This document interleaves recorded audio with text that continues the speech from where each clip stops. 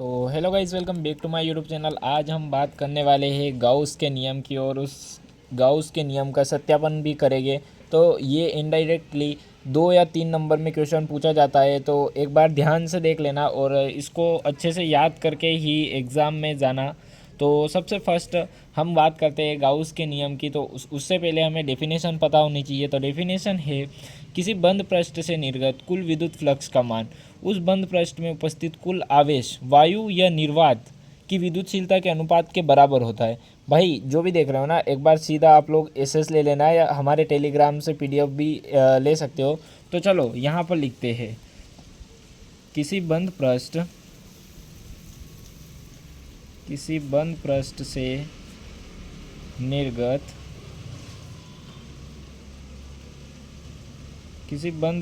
निर्गत कुल विद्युत फ्लक्स का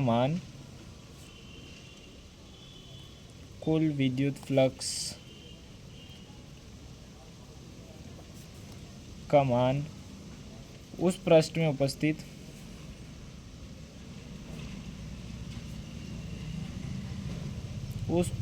उपस्थित आवेश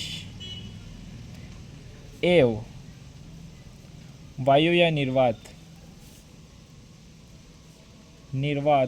की विद्युतशीलता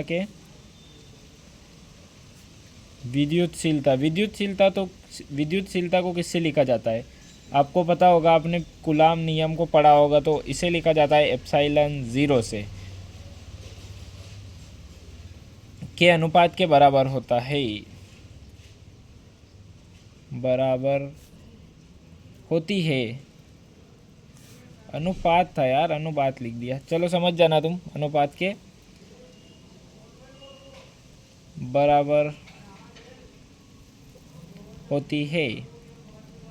चलो इसका फॉर्मूला, सबसे पहले इसके फॉर्मूले की बात करते हैं। तो इसका फॉर्मूला होगा, आपको पता होगा कि विद्युत फ्लक्स का जो फॉर्मूला होता है वो होता है फाई बराबर ई डॉट डी एस। तो इसे भी फाई से ही डिनोट किया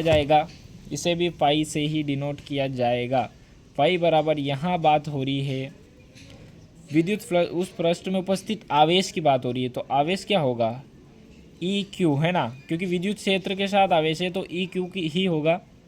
उसके बाद हम बात करें विद्युतशीलता के अनुपात के बराबर होती है। तो विद्युतशीलता यहाँ पर आ जाएगी। ये सूत्र तो हमें पता है, इसलिए यहाँ पर सूत्र जो बनने वाला है वो बनने वाला है ई डॉट, कोई भी एक अल्पांश मानना है, डी ए मान सकते हो या डी एस भी मान सकते हो। चलो डी ए ही मान लेते हैं, और E Q upon epsilon note. ये तो हो गया है हमारा गाउस के नियम का, है ना। बस गाउस का नियम है। अगर आपसे एक नंबर या 1.5 नंबर में पूछा जाए तो बस इतना सा लिखना काफ़ी होता है। लेकिन अगर वो बोल दे कि सत्यापन, तो भाई ये थोड़ा सा बड़ा हो सकता है। तो इसमें एक चित्र की भी ज़रूरत होती है, तो वो भी साथ साथ में बनाएंगे।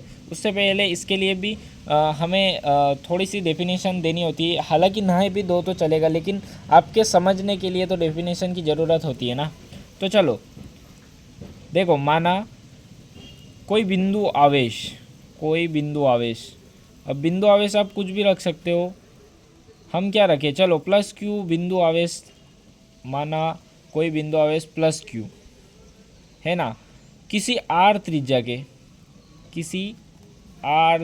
के पीडीएफ फॉर्म में दे दूंगा। तो डिस्क्रिप्शन में टेलीग्राम की भी लिंक है, तो वहाँ से डाउनलोड कर सकते हो पीडीएफ फॉर्म में। माना कोई बिंदु आवेश प्लस क्यू किसी आर त्रिज्या के केंद्र पर स्थित है।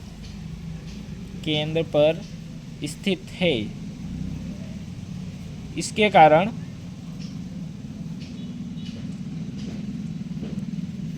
कारण विद्युत क्षेत्र की जो दिशा है ना, विद्युत क्षेत्र की दिशा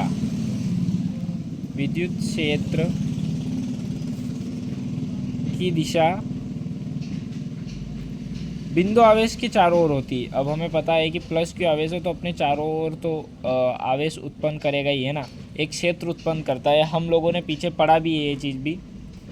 चारों ओर विद्युत क्षेत्र की दिशा, देखो इसके कारण विद्युत क्षेत्र की दिशा बिंदु आवेश के चारों ओर, सही से समझा दूंगा, लास्ट तक रुक लेना क्योंकि डेफिनेशन लिखने में थोड़ा सा टाइम लग जाता है। एक बार वापस से मैं रिवाइज़ करवाऊँगा, उसमें अच्छे से आप लोगों को याद हो जाएगा। तो लास्ट के मिनट तक ज़रूर देखना। अभी हम बस डेफिनेशन लिख रहे हैं, तो आपको ये डेफिनेशन तो लिखनी है, तभी आपको पूरे में से पूरे नंबर मिलते हैं। हमने लिखा है, माना कोई आवेश प्लस क्यू किसी आर त्रिज्या पर स्थित, इसके कारण विद्युत क्षेत्र की दिशा बिंदु आवेश के चारों ओर होती है ना। अब जो हमारे पास जो प्लस क्यू आवेश के कारण एक गोला होगा ना, तो वो गोले के पृष्ठ के जो वो गोले का पृष्ठ है ना, गोले के पृष्ठ को छोटे छोटे अल्पांशों से मिलकर देखो, गोले का जो पृष्ठ यानी होता है सतह है ना, छोटे छोटे अल्पांशों से, छोटे छोटे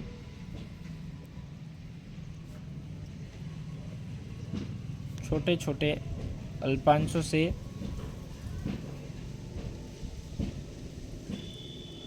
मिलकर बना होता है। ऐसा ही एक अल्पांश हमारे पास ऐसा ही एक अल्पांश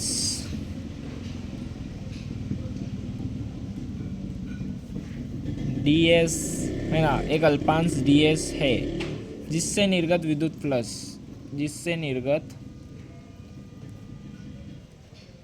विद्युत फ्लक्स। देखो अब हमने क्या लिखा है उसे एक बार देख लो, हमने क्या लिखा है उसे एक बार पढ़ लो अच्छे से।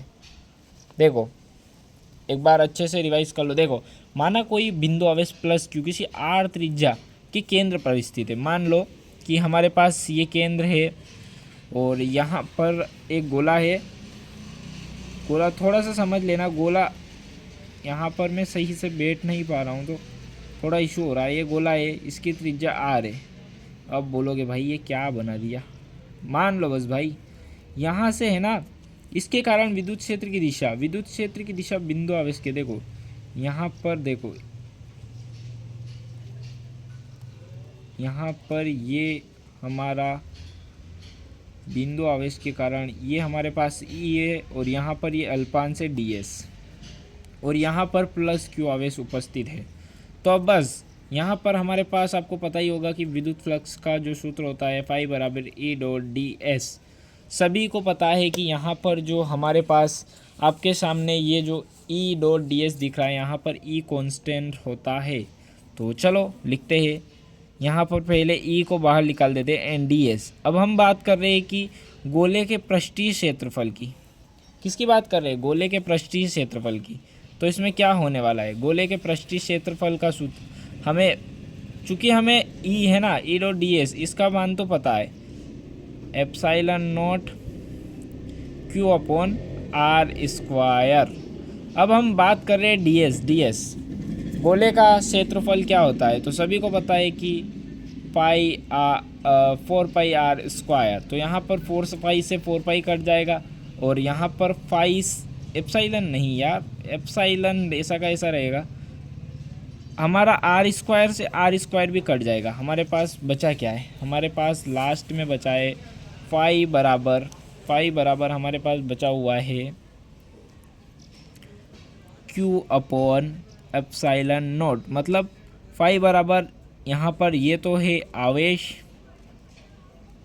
और ये है विद्युतशीलता। तो आगे के सारे जो है ना, अब जितना भी ये है ना, आगे के सारे क्वेश्चन गाउस के नियम से गोले की सतह पर आवेश, लंबाई, चौड़ाई, सब जो भी देखना है ना वो इसी नियम से चलेगा। हर बार एक ही तरह के क्वेश्चन आएंगे जिसमें आप लोगों को मैं नेक्स्ट वीडियो में समझा दूंगा। लेकिन अभी के वीडियो तुम्हें यही था, मिलते हैं नेक्स्ट वीडियो में, तब तक के लिए बाय, जय हिंद दोस्तों।